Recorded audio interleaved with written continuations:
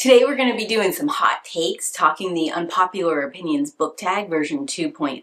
I have done an Unpopular Opinions book tag a couple of years ago now, which you could check out over here if you wanted to reference it. And as I sort of saw the tag popping back up in the bookish community, what better time than now? Starting with number 1, a genre you do not get hyped for. Historical fantasy. So obviously anything historical is not really in my wheelhouse. I think historical fantasy in particular, like old school Lord of the Rings, based off of medieval kind of time sort of thing, is just not for me. There are some exceptions, like if you set something in the 1920s, I am there. I'm also pretty fond of like 50s, 60s, and 70s. Historical romances make zero sense to me, because if you go back in time even like 50, 75 years, women have significantly diminished rights, and them having those limited choices, limited opportunity makes that feel uncomfortable, a little bit gross, and like, how could there ever be an even or well-paired romance? And even if they did find a romantic partner they were happy with, how could they find happiness in their own day-to-day life? I think I just don't like the general restrictions that that historic time period puts on women. And if you're not engaging with something that's historically authentic like that, and the women can do whatever they want and they're just sort of like cosplaying with the fancy costumes, I guess I don't understand why the historic setting at all. I haven't found a lot in the romantasy genre that makes me really sing with joy, and I read quite a bit of it because I like romance and I like fantasy, so I feel like the mashup of the two of them together should be a win, especially because like on the other side of fantasy romance there's paranormal, and I'm usually quite fond of that too. I think once I find the right thing it will be easier, but as of right now we could probably slow down on romantasy. I'm also kind of confused by cozies. Like, first of all, I can't figure out whether or not something is cozy to save my life. And I think I'm confused by why you would have a couple 1,000-page cozy too. Like, a slice of life is good, but then it needs to be shorter. Otherwise, like, what am I reading? And until the genre has better definition, the only thing I can do is look at books that like define the genre, like Legends and Latte, and a book like that has absolutely positively zero appeal to me. I do not understand why people were reading and enjoying it. Number 2, an adaptation you wish was never made. So I'm not that kind of person. There are adaptations I like, those I dislike. There are things I care about and really want to see adapted, and things that I'm just like ambivalent towards. But like, if someone picks up a item that I don't care about, I'm glad for the people who are excited for that adaptation.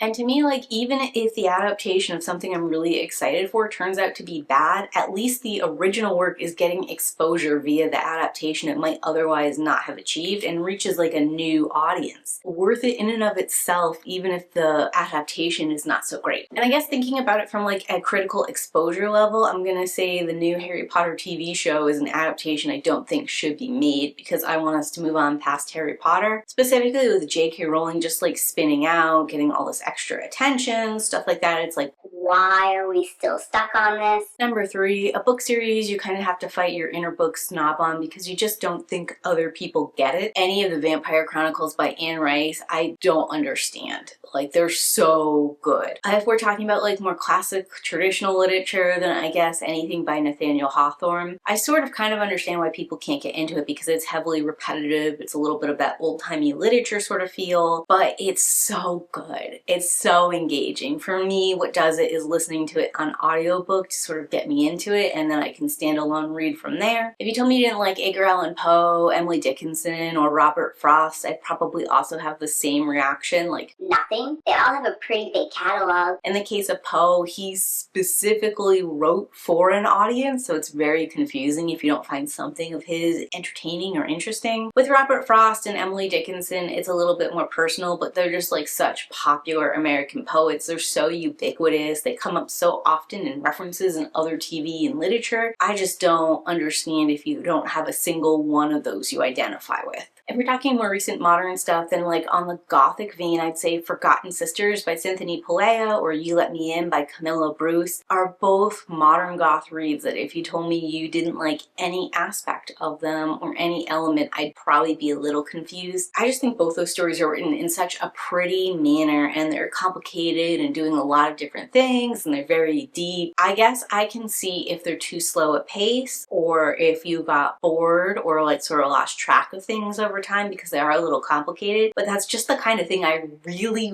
really love. And I have a hard time like connecting with readers who are not into that kind of thing. So number 4, a book series that you're tired of everyone hating on. I'm not tired of anyone hating on anything ever. I love your hater content. It fuels me. Like agreeing to disagree, getting into the nitty-gritty, expanding upon why you do or don't like things is what this channel is about. So if you really hate something and you articulate it well, then I am here for that, even if I don't agree. And to be honest, usually if someone is hating on something I love, I agree with the points that they make, or I can see their point of view once it's articulated, even if I don't end up coming to the same conclusions they come to. I guess if I really had to stretch this definition here, I guess I'm not paying attention to any reviews about When the Moon Hatched by Sarah Parker. And the reason for that is under her pen name S.A. Parker, she has a series of books I really enjoy. So despite the fact I haven't read anything under her Sarah Parker pen name, despite the fact I'm probably not going to read When the Moon Hatched, and everyone's complaints are probably valid, I've kind of been low-key giving this series a pass in my head mentally because I like that one series on her other pen name so much. And I guess in like a more serious light, I'm really tired of books like Genderqueer getting all these negative reviews and being challenged and book banned. And I guess it's a little bit different than just random hate on the internet. Like challenging books and trying to ban them is a problem to me. And any of those books commonly banned and challenged, people complaining about how they're inappropriate for X, Y, and Z reason, or how they're not like relevant in decent society, I'm not here for that, not interested. Number 5, a book series that everyone connects with and thinks is really powerful that I just don't understand. So Lord of the Rings and Dune are both series that I don't really connect with and don't understand what's like powerful in them. In the case of Dune, at least I can see some of the literary devices and concepts and some of what was like new at the time it was written that like made it valuable and sort of like an originating standpoint a lot of other things are based off of. To be clear, that doesn't make that book good, but at least I see why people might still lionize it in like the canon of that specific flavor of science fiction. This isn't a book series, but I don't understand the hype for Tender as the Flesh, like at all. A lot of reviews seem to be like talking about it as a modern masterpiece that like transformed the landscape of horror in that specific genre, and I'm not here for any of that. I understand what the book is doing and why it's doing it, especially if you listen to any interviews by that particular author. Like her specific agenda is very clear, even more transparent than it was previously in Tender as the Flesh after you listen to those interviews. And to be clear, not everything in Tender as the Flesh is bad. I think I have it at like a 3-star for a good reason, but I don't think it works as an allegory the way she wanted it to. I don't think it works on a horror level, and I don't think the journey that Marcos goes in fits the world he's in, so it doesn't work in that like creepy dystopian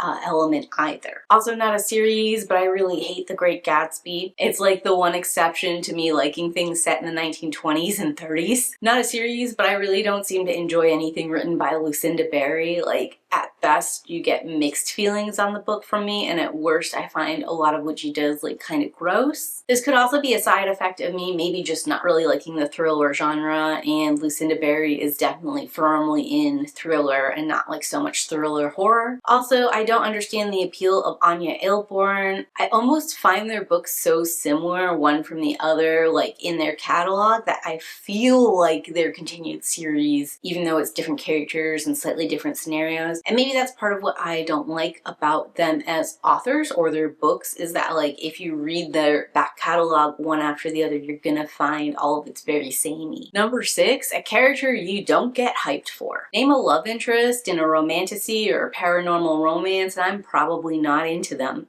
Probably annoyed when they're on page, and especially hate if we get stuck in their mental perspective for chapters. And this would recently include Luther from Spark of the Everflame, Rain from Serpents of Wings and Night, Violet and all of her friends in the Fourth Wing series, any of the love interests in Kate C. Wells' 5-pack series, and Mari is the main character I think in book 3 of that series. Basically, I'm not into the Shadow Boo. Sorry guys. Number 7, a book or series everyone wants an adaptation for but you don't. And I like adaptations, so sorry guys, I'm not gonna be that person. I think the closest I get is being indifferent towards stuff, and in that case, like, I don't care about Bridgerton at all, and if we took like all that time, money, and effort and put it into something better, I guess that would be preferable to me. But I understand if there's like an audience for Bridgerton, they're just gonna keep pumping that out, and I'm happy that other people are enjoying it. And number 8, a book or series that you think people have a bias towards and they don't really love or hate as much as they say they do. So this is probably a weird sentiment, but I believe people when they tell me they love or hate a series or book. I do think sometimes there's something like nostalgia goggles over books that you've read a long time ago. Like, I definitely have childhood favorites that I love,